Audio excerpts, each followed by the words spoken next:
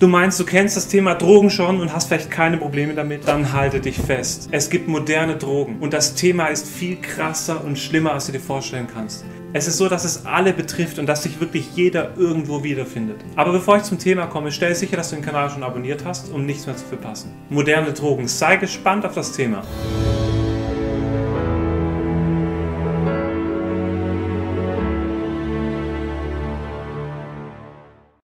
Wir alle kennen das Phänomen von Drogen, die dir einen kurzen Kick geben und dir vorspielen, gut zu sein, aber im Endeffekt richten sie nur Schaden und Leid an deinem Körper und deiner Seele an. Jeder kennt Kokain und Haschisch, aber haltet euch fest, Drogen sind noch viel perfider und schlimmer, als ihr euch hättet jemals in euren kühnsten Träumen ausmalen können und alltäglicher, als man jemals gedacht hätte. Ja, aber du fragst dich, ja, warum soll man überhaupt keine Drogen nehmen? Es gibt so viele Effekte, wie Drogen dir schaden. Sie lassen dich altern, sie rauben dir die Motivation, sie machen deinen Körper alt und schwach und hässlich, sie machen dich dumm. Du kannst deine Lebensträume nicht verwirklichen, sie geben dir falsche Freunde und ihr werdet früher sterben. Zur Erklärung und zur Definition, was ist eine Droge? Eine Droge ist etwas, das eine Ausschüttung im Gehirn von bestimmten Glückshormonen oder Hormonen bewirkt, ohne etwas dafür getan zu haben. Normalerweise arbeitet unser Gehirn so, dass wenn wir etwas Bestimmtes geleistet haben oder etwas Gutes für uns, unsere Umwelt oder für unseren Körper getan haben, dass wir dann eine Ausschüttung von Glückshormonen bekommen und der Körper uns belohnt, damit wir so etwas öfters tun. Das ist zum Beispiel so, wenn man jahrelang Streit hat und dann versöhnt ihr euch wieder, dann bekommt ihr so viel Glückshormone. Oder wenn die Mutter ihr Kind säugt, bekommt sie auch bestimmte Glückshormone, das Kind auch, damit es eine Bindung gibt. Das hat alles eine Funktion in der Natur und in der Schöpfung. Aber Drogen nutzen dieses Belohnungssystem aus, ohne dass wir etwas Gutes dafür tun. Und deshalb machen sie uns süchtig. Erstens Partydrogen. Man liest davon, dass Kokain, Amphetamin und Ecstasy mittlerweile auch Normalbürger nehmen. Aber die schlimmen gesundheitlichen Folgen sind schon bekannt, vor allem auch die psychischen.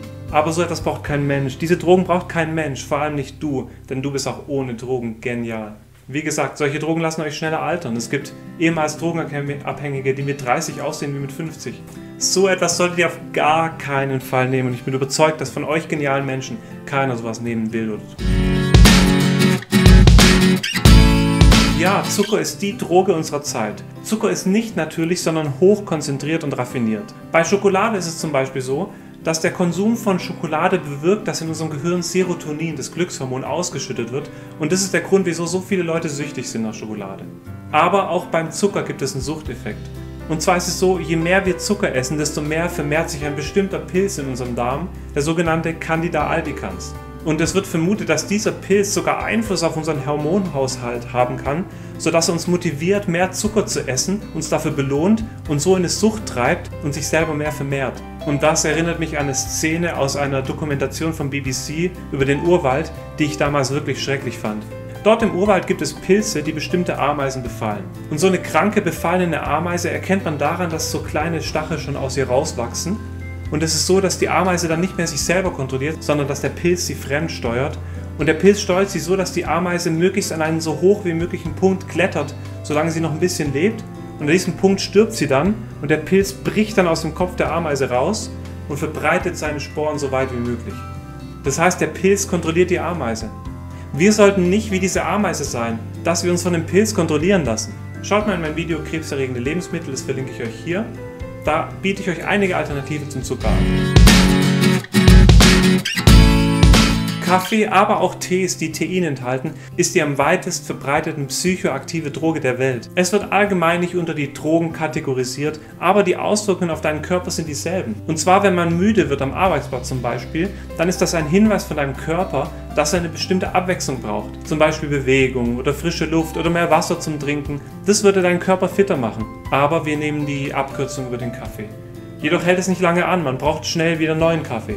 Und so ist eine Droge, von der man immer mehr braucht. Natürlich geht es nicht so schnell, es geht über Jahre, es wird immer mehr und die Dosis immer höher, sodass es irgendwann den Menschen schwerfällt, komplett auf Kaffee zu verzichten. Außerdem enthält Kaffee viel Acrylamid und ist damit krebserregend. Ich gebe euch gute Alternativen zum Kaffee, schaut dazu einfach auch in mein krebserregend Video rein. Aber es kommt noch viel krasser. Nicht nur Nahrungsmittel, sondern auch die Medien versuchen uns abhängig zu machen und haben durch diesen abhängig machenden Einfluss schon viele Menschenleben zerstört. Computerspiele ist eine der Süchte unserer Zeit. Klar, man kann auch süchtig sein nach Pferdereiten und nach Sport machen und nach Jogging, aber wenige Dinge sind so intensiv wie Computerspielen. Und auch das Computerspielen schüttet bestimmte Glückshormone aus, ohne dass du etwas Wirkliches dafür geleistet hast, außer am Computer zu klicken. Früher als Teenager, als ich Computer gespielt habe, ist mir das nicht so aufgefallen. Aber vor kurzem habe ich mir ein paar Videos über das Spiel Far Cry 5 angeschaut und dann habe ich gesehen, wie perfide diese Computerspiele designt sind. Und zwar erstens ist es so, dass die Computerspiele so gemacht sind, dass du in den meisten Fällen viel mehr Leben hast als deine Gegner. Also es reicht, wenn du 1-2 Klicks machst auf den Kopf und dann fallen die Gegner um, aber du selber verträgst viel mehr. Man läuft fast schon so ein bisschen wie ein Gott durch dieses Computerspiel und falls man doch mal sterben sollte, dann kann man jedes Mal wieder neu laden. Im Vergleich zum echten Leben ist es wirklich leicht, irgendwas zu erreichen in diesem Spiel. Und dann im Beispiel von Far Cry 5 kommen ständig Leute auf dich zu und sagen dir, oh, ich bin so dankbar für das, was du getan hast. Nämlich ein bisschen rumgeklickt.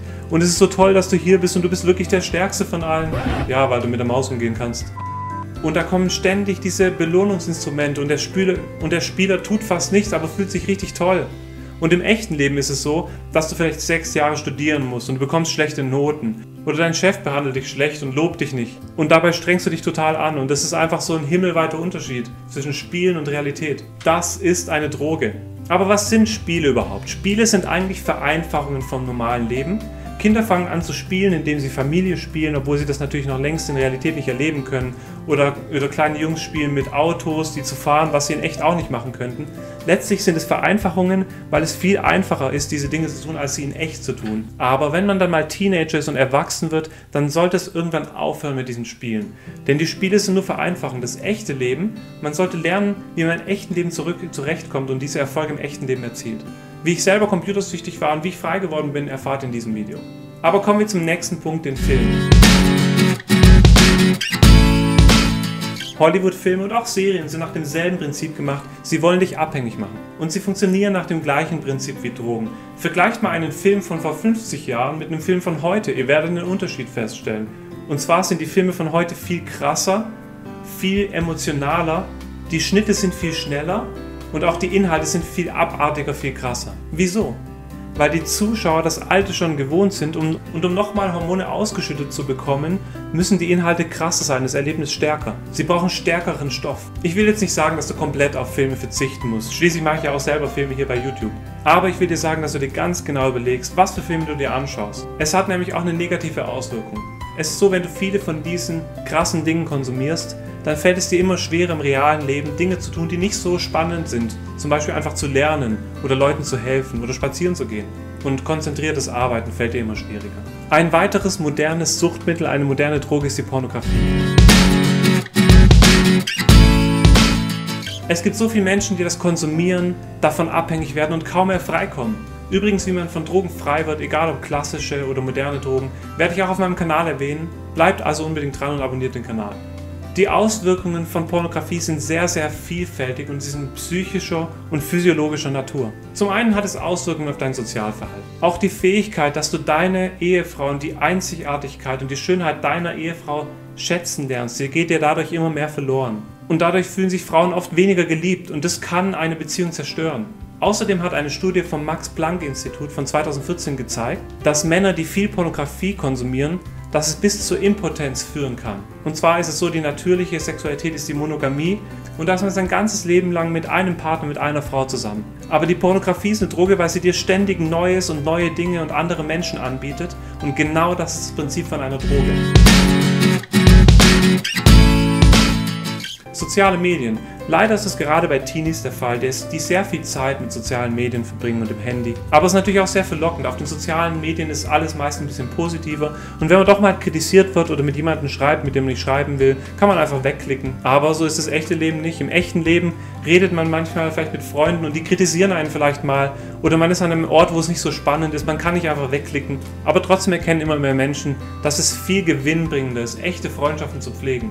Es ist zwar schwieriger, aber auch viel belohnender, im echten Leben Freunde zu haben. Also zur Wiederholung, die 7 modernen Drogen, von denen wir geredet haben, sind erstens Partydrogen, das muss man eigentlich nicht erwähnen. Ich hoffe, dass niemand von euch das nimmt und dass ihr sogar eure Freunde davon abhaltet, das zu nehmen. Der Zucker in Massen genossen ist ja auch eine Droge, aber zum Glück gibt es da viele Alternativen. Auch der Kaffee ist eine unterschätzte Droge, die man auch gern auf die leichte Schulter nimmt. Dabei gibt es so viele Alternativen. Und auch Computerspiele sind eine Droge und machen abhängig. Und dasselbe gilt in etwas schwächerem Maße für Filme und Serien. Und natürlich nicht zu vergessen Pornografie und soziale Medien. So, das waren meine Gedanken zu modernen Drogen. Kennt ihr noch weitere moderne Drogen? Habe ich welche vergessen? Bitte schreibt es in die Kommentare. Und wenn euch das Video gefallen hat, würde ich mich wirklich freuen, wenn ihr einen Daumen nach oben da lasst und den Kanal abonniert. Schön, dass ihr reingeschaltet habt und dran geblieben seid. Und wir sehen uns beim nächsten Mal. Ciao!